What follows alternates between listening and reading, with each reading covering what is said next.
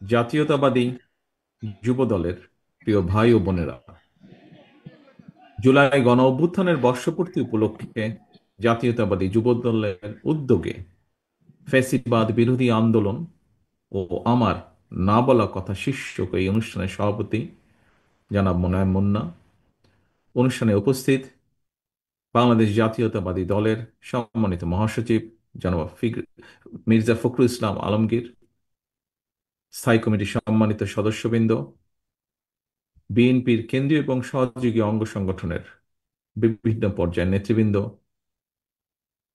অনুষ্ঠানে উপস্থিত গণ অভ্যুত্থানে শহীদ পরিবারের সম্মানিত সদস্যবৃন্দ, উপস্থিত সহযোদ্ধা সহকর্মীবৃন্দ এবং সমাবেশে অংশগ্রহণকারী যুব দলের নেতা কর্মী সমর্থক ভাই ও বোনেরা, আসসালাম আলাইকুম। সম্মানিত উপস্থিতিবৃন্দ, এতক্ষণ আমরা মনোযোগ সহকারে এই অনুষ্ঠানের শুরু থেকে মনোযোগ সহকারে শহীদ পরিবারের শোকাহত সদস্যদের বক্তব্য শুনেছি। যারা শহীদ হয়েছেন, কোনোভাবেই তাদের আত্মত্যাগের প্রতিদান দেওয়া সম্ভব নয়।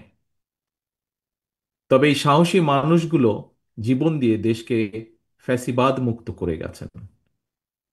বাংলাদেশ এই শহীদদের কাছে ঋণী। গণ অভ্যুত্থানে জাতীয়তাবাদী যুব দলের ৭৮ জন নেতার পরিবারকে আজকে এই অনুষ্ঠানে সম্মাননা সম্মাননা জানানো হয়েছে। যুবদলের ৬ নেতাকে মরণোত্তর সম্মাননা স্মারক দেওয়া হয়েছে। আমি মনে করি আজকের এই অনুষ্ঠানে শহীদ পরিবারকে সম্মাননা জানিয়ে আমরা আসলে সম্মানিত নিজেরা হয়েছি। কারণ এটি শহীদদের প্রতি, শহীদ পরিবারের প্রতি বাংলাদেশের ঋণ। একমাত্র শহীদদের আকাঙ্ক্ষার বাংলাদেশ গঠনের মাধ্যমেই তাদের এই ঋণ পরিশোধ করা সম্ভব বলে আমি মনে করি। আল্লাহ যেন তাদের মৃত্যুকে শহীদী মৃত্যু হিসাবে কবুল করেন। আল্লাহর দরবারে আমরা সবাই সেই প্রার্থনা জানাই।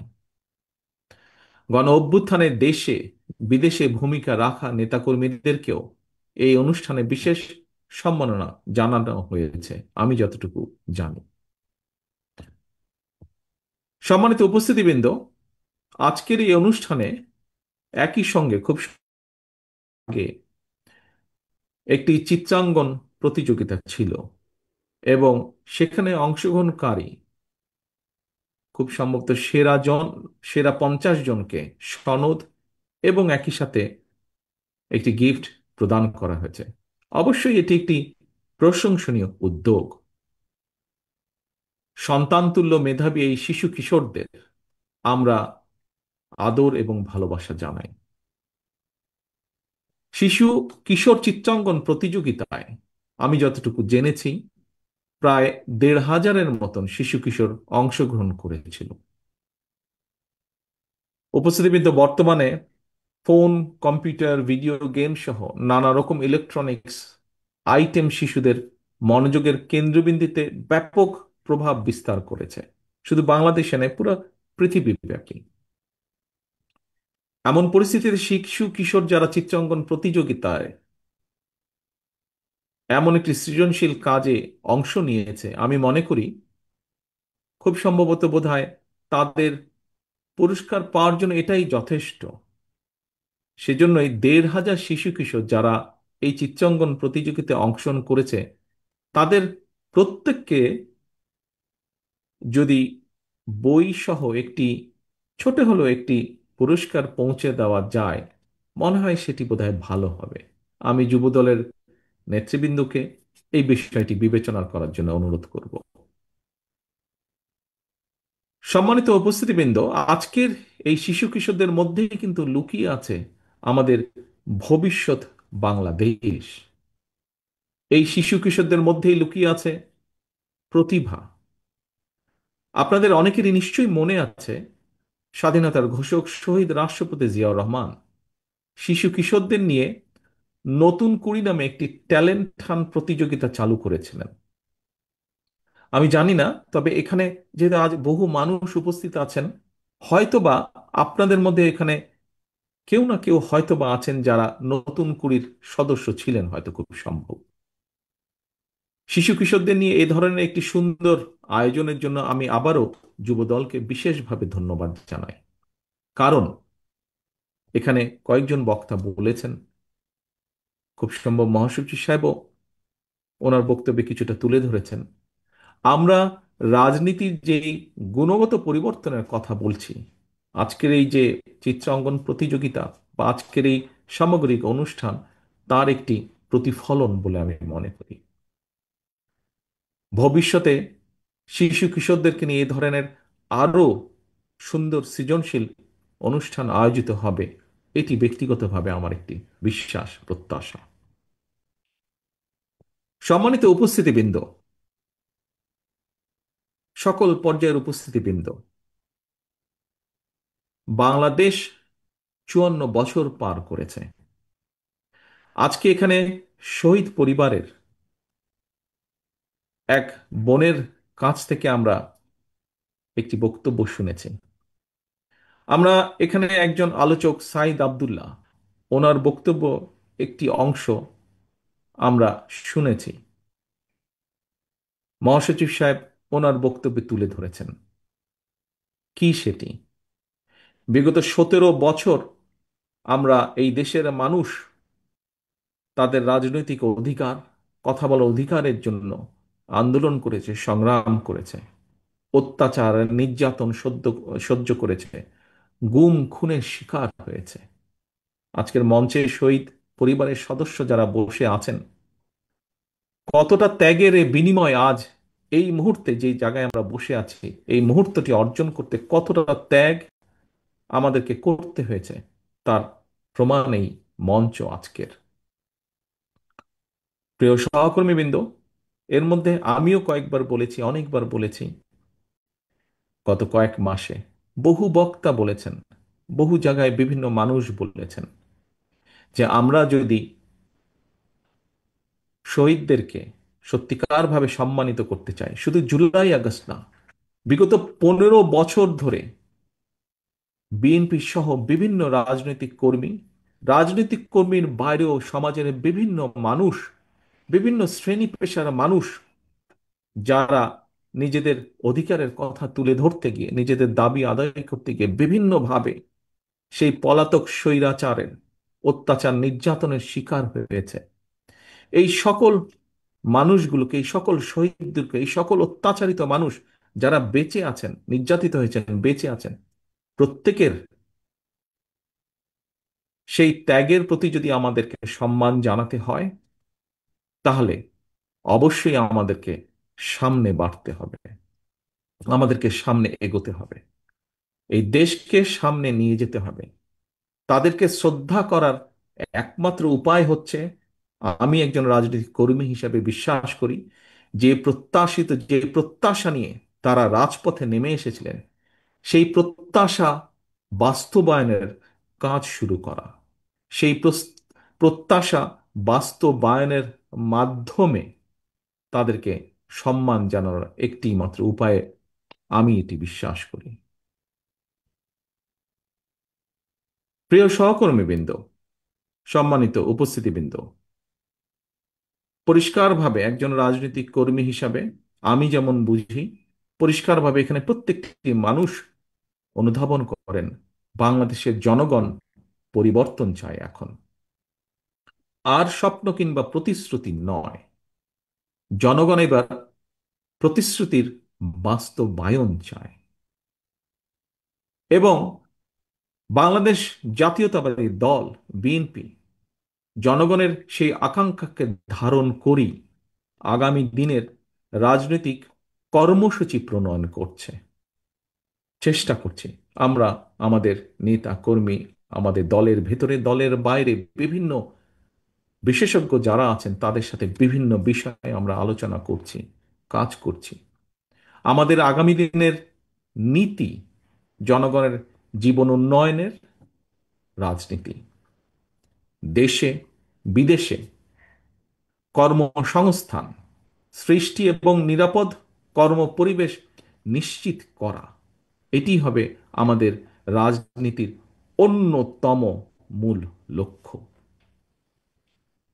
অর্থাৎ মানুষের ভোটের অধিকারকে যেরকম নিশ্চিত করা, মানুষের বাক স্বাধীনতাকে যেমন নিশ্চিত করা, একই সাথে সমাজের দেশের প্রত্যেকটি মানুষ যার যেই যোগ্যতা, যার যেই মেধা, সেই হিসাবে তাকে তার অবস্থান থেকে অর্থনৈতিক স্বাধীনতা বা স্বাবলম্বী করে গড়ে তোলা অর্থনৈতিকভাবে।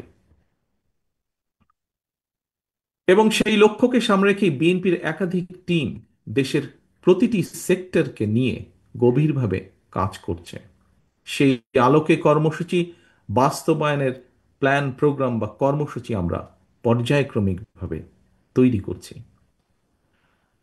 সম্মানিত উপস্থিতিবৃন্দ, আপনারা গতকাল এবং আজকের বিভিন্ন নিউজের মাধ্যমে দেখেছেন, হয়তো কেউ কেউ ফিজিক্যালিও দেখেছেন, গতকাল শাহবাগে ছাত্র দলের, বাংলাদেশ জাতীয়তাবাদী ছাত্র দলের একটি সভা ছিল। শিক্ষার্থীদের জন্য বিএনপি নেওয়া কয়েকটি কর্ম পরিকল্পনার রূপরেখা সংক্ষিপ্তভাবে, যেহেতু বিশাল একটি সমাবেশ ছিল, সেখানে হয়তো ডিটেইল তোলা সম্ভব না, বলা সম্ভব না, সংক্ষিপ্তভাবে আমি তুলে ধরেছিলাম। দেশের যুব সমাজ, ছাত্র এবং যুব সমাজ যারা দেশকে আগামী দিনে এগিয়ে নিয়ে যাবে, যারা দেশকে আগামী দিনে গড়ে তুলবে, যারা দেশকে গড়ে তোলার সক্ষমতা রাখে, দেশের সেই যুব সমাজের কর্মসংস্থান এবং তাদের নিয়ে বিএনপির কয়েকটি কর্ম পরিকল্পনার কথা যুবদলের আজকের এই সমাবেশের মাধ্যমে সারা দেশের যুব সমাজের সামনে আমি সংক্ষিপ্তভাবে তুলে ধরতে চাই। এবং এটি আমরা শহীদ পরিবারের এক বোনের কাছ থেকে যেটি শুনেছি, তারাও কাজ চান, বেঁচে থাকতে চান। কাজেই এটি শহীদ পরিবারেরও দাবি একটি, কারণ তারাও চান যে সদস্য শহীদ হয়েছে তার সেই প্রত্যাশিত বাংলাদেশ যেন আমরা যারা রয়ে গিয়েছি আমরা যাতে গড়ে তুলতে সচেষ্ট হই। সম্মানিত অতিথিবৃন্দ, দেশের মোট যুব সংখ্যা দেশের মোট জনসংখ্যার 1/3 বেশি। যুব সংখ্যার সবাই বেকার নয়, তবে আশ্চর্যের বিষয় হলো যুব সমাজের বেকারদের বেশিরভাগ হলো শিক্ষিত বেকার।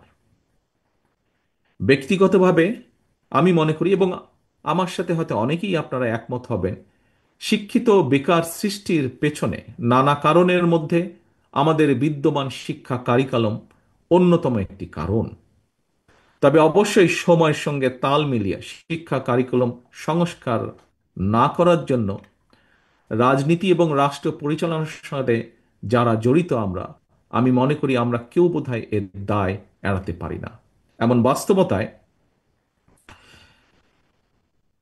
কর্মমুখী শিক্ষা কারিকুলাম প্রণয়ন এবং বাস্তবায়নের জন্য বিএনপির উদ্যোগে এরই ভিতরে একটি বিশেষজ্ঞ টিম কাজ করছেন, যার ভিতরে আমাদের দলের সাথে সরাসরি সম্পৃক্ত আছেন এরকম সদস্য আছেন, আবার দলের সাথে সম্পৃক্ত নন কিন্তু এই বিষয়ে যাদের অভিজ্ঞতা আছে, এক্সপার্টিজ আছে, এরকম মানুষও সেই টিমের মধ্যে কাজ করছেন। শিক্ষা কারিকুলামের স্কুল পর্যায় থেকে বিশ্ববিদ্যালয় পর্যায় পর্যন্ত একাডেমিক স্টাডির পাশাপাশি ব্যবহারিক এবং কারিগরি শিক্ষা কিভাবে অন্তর্ভুক্ত করা যায় সে ব্যাপারে মোটামুটিভাবে ওনারা কাজ এগিয়ে গিয়েছেন এবং এটি আমাদের পরিকল্পনা। সম্মানিত উপস্থিতিবৃন্দ, শুধুমাত্র শিক্ষা ক্ষেত্রেই নয়, ইনশাল্লাহ জনগণের রায় বিএনপি রাষ্ট্র পরিচালনার দায়িত্ব পেলে আগামী দিন জনগণের জীবনমানের উন্নয়নের লক্ষ্যে নারী পুরুষ সবার জন্য নৈতিক মূল্যবোধ সমৃদ্ধ কর্মমুখী শিক্ষা ব্যবস্থা চালু, গ্রামীণ উন্নয়নে তথ্য প্রযুক্তির সর্বোচ্চ ব্যবহার, ক্ষুদ্র ও কুটির শিল্পের বিকাশ পরিকল্পনা, আমাদের ব্যাপক প্রশিক্ষণ কর্মসূচি চালু, দক্ষ জনশক্তির রফতানি সহ। এই মুহূর্তে জনশক্তি রফতানি প্রচুর মানুষ বিদেশে আছেন, তবে দুঃখজনকভাবে যেই জনশক্তি বিদেশে আছেন অধিকাংশ নন টেকনিক্যাল আমাদের, এবং এই জনশক্তিকে যেটি যাচ্ছে তাদেরকে প্রশিক্ষণের মাধ্যমে স্কিল লেবার তৈরির মাধ্যমে দেশের প্রত্যেকটি সেক্টরকে নিয়ে বিএনপির বিভিন্ন টিম এরই মধ্যে সুনির্দিষ্ট পরিকল্পনা তৈরির কাজ করছে। গতকাল আমি বলেছি, আজও আপনাদের সামনে আমি আবারও তুলে ধরতে চাই। কি সেটি? আমাজন, ইবে কিংবা আলিবাবার মতন যে বিখ্যাত অনলাইন যে বিজনেস প্ল্যাটফর্ম আছে, বাংলাদেশে উৎপাদিত ক্ষুদ্র এবং কুটির শিল্প পণ্য সরবরাহের সুযোগ রয়েছে এইসব প্ল্যাটফর্মে। এই সুযোগ এবং সম্ভাবনাকে কাজে লাগিয়ে দেশে ক্ষুদ্র এবং কুটির শিল্পের উৎপাদন এবং বিপণনের কিভাবে করা যায় সেই ব্যাপারেও আমরা আমাদের পরিকল্পনাগুলো বা প্ল্যানিংগুলো আমরা তৈরি করছি। কারণ এখানে একটি বিষয় বোধহয় আমাদেরকে এইভাবে বিবেচনা করতে হবে। সম্মানিত উপস্থিতিবৃন্দ, বাংলাদেশ একটি জনবহুল দেশ।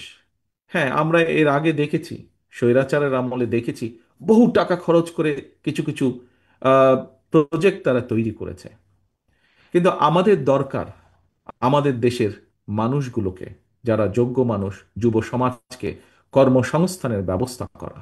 কাজেই বহু বড় একটি প্রকল্প করার চাইতে আমরা মনে করি যদি আমরা ছোট ছোট উদ্যোক্তা তৈরি করতে পারি, এন্টারপ্রেনার তৈরি করতে পারি, যারা ছোট ছোট কুটির শিল্প তৈরি করবেন, মাঝারি শিল্প তৈরি করবেন, যারা আবার বহু মানুষকে কর্মসংস্থানের ব্যবস্থা করে দেবেন, তাহলে দেশের যুব সমাজ সহ সমাজের বিভিন্ন মানুষের কর্মসংস্থান আমরা করতে পারবো। সেজন্যই আমরা এই পরিকল্পনাগুলো গ্রহণ করছি। সম্মানিত উপস্থিতিবৃন্দ, নারী কিংবা পুরুষ যারাই ব্যক্তি উদ্যোগ কিংবা গ্রুপ ভিত্তিক প্রচেষ্টায় ক্ষুদ্র এবং কুটির শিল্পের উৎপাদন অথবা উদ্যোক্তা তরুণ যুবকদের স্টার্ট আপ বিজনেস চালুর উদ্যোগ গ্রহণ করবেন, আমরা ইনশাল্লাহ সরকার গঠনে সক্ষম হলে এদেরকে আমরা রাষ্ট্রীয়ভাবে অর্থনৈতিক বা আর্থিক সহায়তা প্রদানের বিষয়টি কিভাবে করা যায় সে ব্যাপারেও আমরা কাজ করছি। আমাদের টিম এ ব্যাপারেও কাজ করছেন। এর পাশাপাশি এর পাশাপাশি কর্মক্ষম জনসংখ্যাকে জনসম্পদে রূপান্তর করার লক্ষ্যে আমরা আমাদের যে চিন্তাটি রয়েছে সেটি হচ্ছে দেশের বিভিন্ন জায়গায়, প্রথমেই হয়তো একদম জেলাবাড়ি সম্ভব হবে না, খুব সম্ভব আমরা চেষ্টা করব বড় বিভাগবাড়ি এবং বড় জেলাবাড়ি ব্যাপক প্রশিক্ষণের ব্যবস্থা করতে। কি প্রশিক্ষণ? এর ভিতরে plumbing, electrician, mechanic, dental hygienist অথবা মেডিকেল টেকনিশিয়ান এর মতন এই ধরনের, এর ছাড়াও স্বল্প মেয়াদী ট্রেনিং কোর্স, এইগুলো চালু করা যায় কিনা বা কিভাবে চালু করা যায়। কারণ এইসব কোর্স প্রণয়ন এবং বাস্তবায়ন পরিকল্পনা নিয়ে এর ভিতরে আমরা কাজ করছি এবং যা আমরা দেখতে পাচ্ছি যে এইগুলোর মাধ্যমে আমরা বহু মানুষকে দেশের ভিতরে যেমন কর্মসংস্থানের ব্যবস্থা করে দেওয়া সম্ভব হবে, একইভাবে আমরা দক্ষ বা স্কিল লেবার আমরা পাঠাতে পারবো, যেটা ভ্যালু অ্যাড করবে। আরো অধিক সংখ্যক বৈদেশিক মুদ্রা তারা আমাদেরকে পাঠাতে সক্ষম হবে। সম্মানিত উপস্থিতিবৃন্দ, বিশ্বায়নের বর্তমান সময়ে দক্ষ মানুষের জন্য অনেক দেশেই সম্ভাবনার সকল দরজা কিন্তু খোলা। তবে এই সুযোগকে যদি আমাদের আমাদের দেশের সন্তানদেরকে, আমাদের দেশের মানুষকে কাজে লাগাতে হয়, তাহলে ভাষা জানা থাকাটা খুব জরুরি প্রয়োজন। এই কারণেই স্কুলের শিক্ষার্থীদের পাশাপাশি আগ্রহী তরুণ যারা স্কুলের গণ্ডি পেরিয়ে এসেছেন বা ইন্টারমিডিয়েটের গণ্ডি বা ডিগ্রির গণ্ডি পেরিয়ে এসেছেন, এরকম বহু তরুণ আছেন যাদের কর্মসংস্থানের প্রয়োজন, যুবকদের কর্মসংস্থানের প্রয়োজন, কিন্তু শিক্ষা গণ্ডি পেরিয়ে এসেছেন। এই মানুষগুলোকে বিভিন্ন আন্তর্জাতিক ভাষায়, বাংলা ভাষার পাশাপাশি ইংরেজি, আরবি, Mandarin, Japanese, French, Germany, Italian, বিশ্বের বহুল প্রচলিত ভাষা শেখানোর জন্য আমরা ভাষা শিক্ষা কোর্স চালু করব, যেটি শুধু ঢাকা শহরে সীমাবদ্ধ থাকবে না, এটিকে আমরা ডিস্ট্রিক্ট লেভেল, বিভাগ লেভেল পর্যন্ত আমরা ছড়িয়ে দিতে চাই জিনিসটিকে। ল্যাঙ্গুয়েজ সেন্টারে স্বল্পমেয়াদী ভাষা শিক্ষা কোর্স শেখানোর জন্য দেশে এবং বিদেশ থেকে আমরা চেষ্টা করব দেশের মধ্যেই রাখতে। যদি প্রয়োজন হয় আমরা বিদেশ থেকেও শিক্ষক নিয়োগ আমরা দিব। এছাড়াও কিন্তু এই মুহূর্তে দেশে বিদেশ ফেরত অনেকেই রয়েছেন যাদের বিভিন্ন দেশের ভাষা জ্ঞান রয়েছে। আমরা তাদেরকেও শিক্ষক হিসাবে পার্ট টাইম শিক্ষকতার সেই সুযোগটা কিভাবে দেওয়া যায় সেটির ব্যাপারে আমরা চিন্তা ভাবনা করছি, বা আমাদের টিম সে ব্যাপারেও কাজ করছেন। সম্মানিত অতিথিবৃন্দ, মাতৃভাষার পাশাপাশি বিদেশি কোনো ভাষার উপরে প্রাথমিক দক্ষতা অর্জন করতে পারলে আমার কাছে মনে হয় বিশ্বের অনেক দেশেই কিন্তু সহজেই কর্মসংস্থান করা সম্ভব। বিশ্বের অনেক দেশে বিভিন্ন সেক্টরে দক্ষ এবং প্রশিক্ষিত কর্মীর প্রয়োজন রয়েছে। দক্ষ এবং প্রশিক্ষিত কর্মীর প্রয়োজন রয়েছে। অনেকেই প্রশ্ন করতে পারেন যে আপনারা যে এগুলা করবেন, তারপরে এই মানুষগুলো কোথায় যাবে, কিভাবে তারা বিদেশে চাকরি পাবে, বা এই ব্যবস্থাটা কিভাবে কি হতে পারে।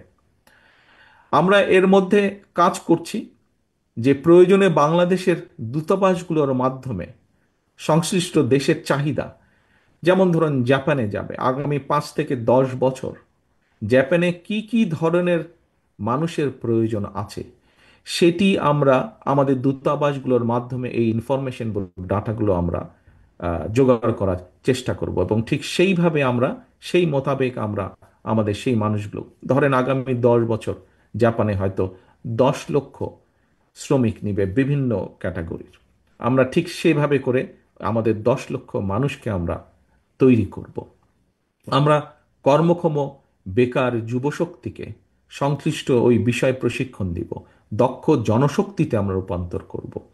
এবং এই পদক্ষেপ শুধু বিদেশের বাজারে নয়, বরং আমরা দৃঢ়ভাবে বিশ্বাস করি এটি দেশের বাজারেও ভূমিকা রাখতে সক্ষম হবে।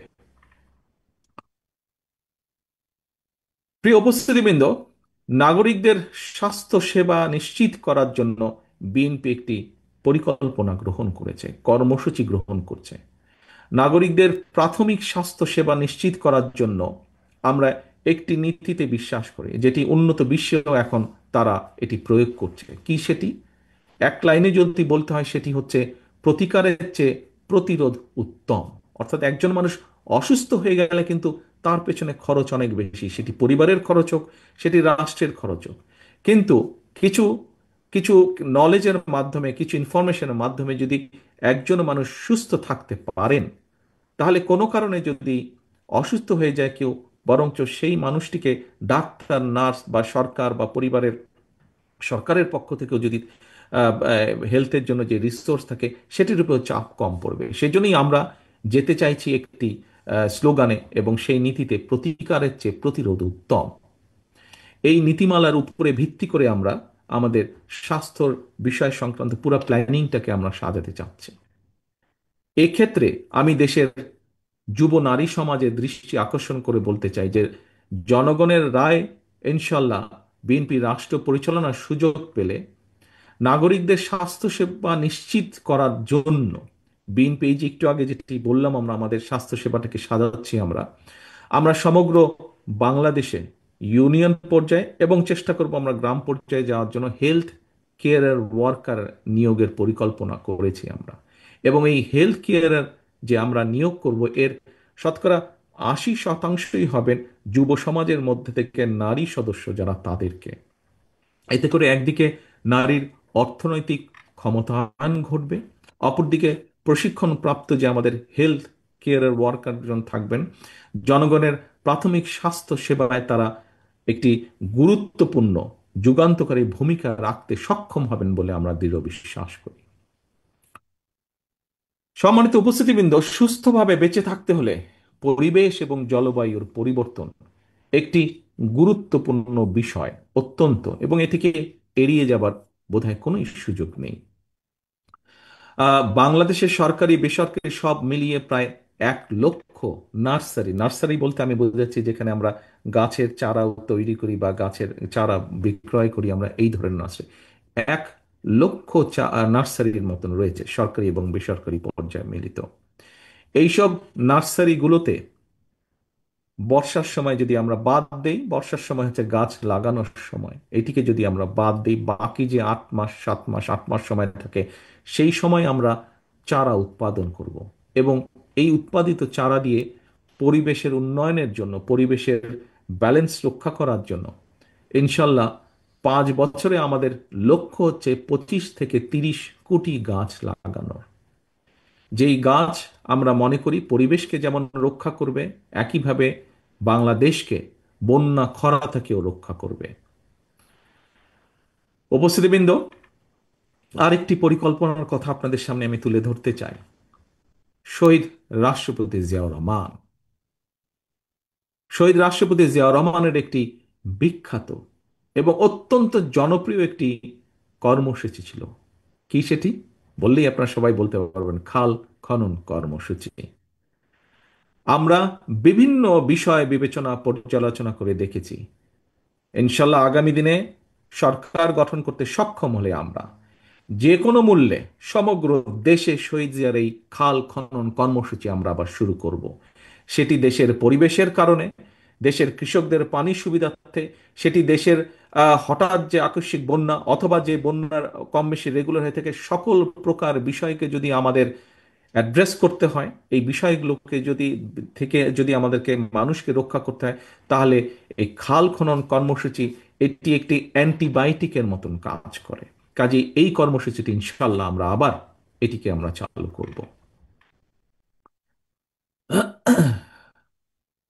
যুবদলের প্রিয় ভাই বোনেরা যারা আমার সামনে আছেন, আপনারা এবং এখানে মিডিয়ার ভাইরা আছেন, তাদের মাধ্যমে সারা দেশে অন্য অন্য নেতাকর্মী সমর্থক সহ যুবদলের ভাই বোনেরাও দেখছেন অনেকেই অনুষ্ঠান অনলাইনের মাধ্যমে এবং নিউজের মাধ্যমে। আমি আপনাদের সামনে দীর্ঘ রাজনৈতিক বক্তৃতা হয়তো দিতে পারতাম, সময় পার করতে পারতাম, কিন্তু আমি আগেই বলেছি, আবারও বলছি, আমি বিশ্বাস করি এই মুহূর্তে বাংলাদেশের মানুষ কথামালার রাজনীতি আর চাচ্ছে না। তারা একটি পরিবর্তন চাচ্ছে, প্রতিশ্রুতি চাচ্ছে না, বরং প্রতিশ্রুতির বাস্তবায়ন চাচ্ছে।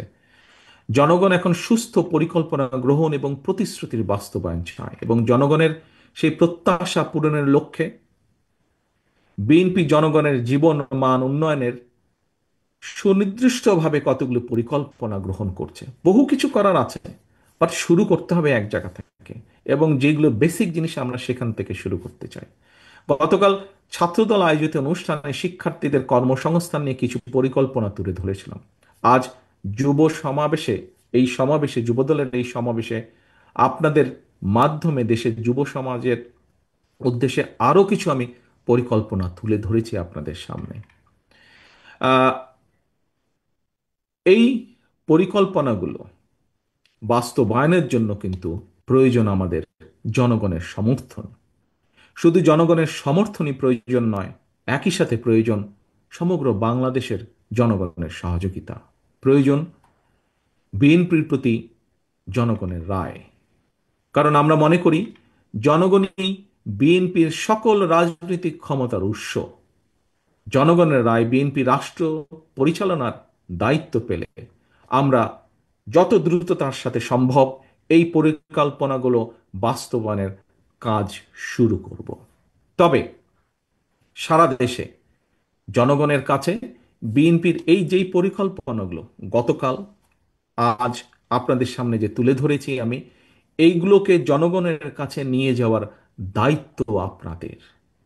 গতকালকের দায়িত্বগুলো যেমন ছাত্রদলকে দেওয়া হয়েছে, আজকের দায়িত্বগুলো আপনাদের যুবদলের নেতাকর্মী, সমগ্র দেশে ছড়িয়ে ছড়িয়ে ছিটিয়ে থাকা যুবদলের নেতাকর্মীদেরকে দেওয়া হয়েছে। এবং ভাগ না, যেহেতু আমাদের এই কর্মসূচিগুলি প্রত্যেকটি যে কথা বলেছি আমি, সাধারণ মানুষের জন্য, দেশের মানুষের জন্য। আপনি যুবদল হন, আপনি স্বেচ্ছাসেবক হন, আপনি ছাত্রদল হন, আপনি বিএনপি হন, আপনি মূল দল হন, আপনি মহিলা দলের কর্মী হন, আপনি আইনজীবী ফোরামের সদস্য হন, যেই হন না কেন, অর্থাৎ আপনি যে শহীদ জিয়ার আদর্শে বিশ্বাস করেন, দেশনেত্রী খালেদা জিয়াকে যে নেত্রী হিসেবে মেনে নিয়েছেন, আপনাদের সকলের দায়িত্ব আমাদের এই পরিকল্পনাগুলো জনগণের সামনে তুলে ধরা, জনগণের কাছে নিয়ে যাবার। কারণ জনগণের রায় আমাদের প্রয়োজন, জনগণের সমর্থন আমাদের প্রয়োজন, জনগণের সহযোগিতা আমাদের প্রয়োজন মানুষের জন্য নেওয়া এই কর্মসূচিগুলো বাস্তবায়নের জন্য। এবার আমি সারা দেশে যুবদলের নেতাকর্মীদের উদ্দেশ্যে কয়েকটি কথা বলতে চাই। বিগত দেড় দশকের ফ্যাসিবাদ বিরোধী আন্দোলনে যুবদলের নেতাকর্মীরা নির্যাতন নিপীড়ন উপেক্ষা করেও রাজপথে আন্দোলনে সক্রিয় ছিলেন। আন্দোলন করতে গিয়ে ফ্যাসিবাদী সরকারের পতিত পলাতক ফ্যাসিবাদী সরকারের শত নির্যাতনে ও নিপীড়নেও যুবদল পিছিয়ে যায়নি, রাজপথ ছেড়ে যায়নি তারা। শুধুমাত্র জুলাই আগস্টের গণ অভ্যুত্থানে যুবদলের ৭৮ জন নেতাকর্মী শহীদ হয়েছেন। জনগণ আপনাদের সঙ্গে ছিল, আপনাদের প্রতি জনগণের বিশ্বাস ছিল। এই কারণেই আপনারা সাহসের সঙ্গে প্রতিবাদ প্রতিরোধ গড়ে তুলতে পেরেছেন। সুতরাং আপনাদের প্রতি জনগণের সেই আস্থা ও বিশ্বাস ধরে রাখুন। মনে রাখবেন, জনগণের আস্থা অর্জন করতে পারলে আপনি নেতা, জনগণ প্রত্যাখ্যান করলে আপনি নেতা নন। প্রিয় সহকর্মীবৃন্দ, আমি আবারও বলছি, জনগণের আস্থা অর্জন করতে পারলে আপনি নেতা, জনগণ প্রত্যাখ্যান করলে আপনি নেতা নন। একজন রাজনৈতিক কর্মী হিসাবে আমার কয়েক দশকের রাজনৈতিক অভিজ্ঞতার আলোকে একটি বিষয় আপনাদের মনোযোগ আকর্ষণ করতে চাই। কি সেটি? সেটি হলো, দয়া করে আমার এই অভিজ্ঞতাটি মন দিয়ে শুনবেন, খুব সংক্ষিপ্ত। সে অভিজ্ঞতাটি কি? সেটি হলো, প্রশাসনিক সহায়তায় নেতৃত্ব হয়তো প্রদর্শন করা যায়, কিন্তু জনগণ সহায়তা করলে নেতৃত্ব দেওয়া যায়। আমি আবারও বলছি আমার অভিজ্ঞতাটি যুবদল সহ সকল পর্যায়ের নেতাকর্মীদেরকে। প্রশাসনিক সহায়তায় নেতৃত্ব হয়তো প্রদর্শন করা যায়, কিন্তু জনগণ সহায়তা করলে নেতৃত্ব দেওয়া যায়। মনে রাখবেন, মনে রাখবেন, আপনাদের প্রতি জনগণের সমর্থন থাকার কারণেই পলাতক স্বৈরাচারের প্রশাসন কিংবা আইন শৃঙ্খলা বাহিনী আপনাদেরকে, যুবদলের নেতাকর্মী সমর্থকদেরকে রাজপথ থেকে দূরে রাখতে পারেনি। সুতরাং আপনাদের প্রতি আমার আহ্বান, জনগণের আস্থায় থাকুন, জনগণকে আস্থায় রাখুন।